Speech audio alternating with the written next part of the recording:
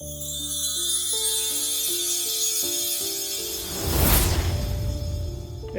good morning. This is Art Jones, and I just wanted to talk to you today about what's sitting on here in front of me, my 6 jars here. Well, the first jar contains hydrilla. Hydrilla is found in the Rainbow River. It's an aquatic weed that grows up to 17 feet long. It's originally from China, and it doesn't belong in the river, so it's invasive.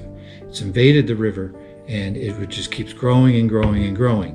So the state comes along and they hit it with an herbicide. It's called Aquathol Super K, and it has these little polymer jellies in it. And what they do is they throw these hard plastic pellets in the spreader in the water, and then these little pellets swell up into these jellies, and they release endothol poison to the roots of the hydrilla, and it knocks down the hydrilla for about 6 months.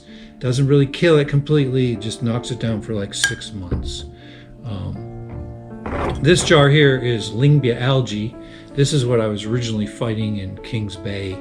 Lingbia algae is a filamentous algae. It's horrible. It's the last thing you want in your swimming area. You get an itch from the skin. It's worse than the hydrilla, but what happens is the hydrilla grows so thick, it slows down the water, and then we get Lingbia algae. So I always told everybody up here in the Rainbow River, we don't want to see the Rainbow River get as bad as Crystal River got and end up with nothing but Lingbia algae. So anyway, so we're hitting it with the herbicide, but over the years, this is what ends up on the bottom. It's muck. So this is what we're finding in the lower Rainbow River is a lot of muck now because they've been spraying the hydrilla for so long.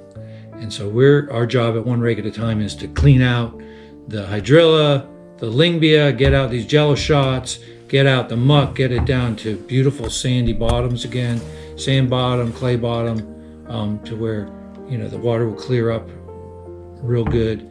And then we're gonna go back and we're gonna plant eelgrass.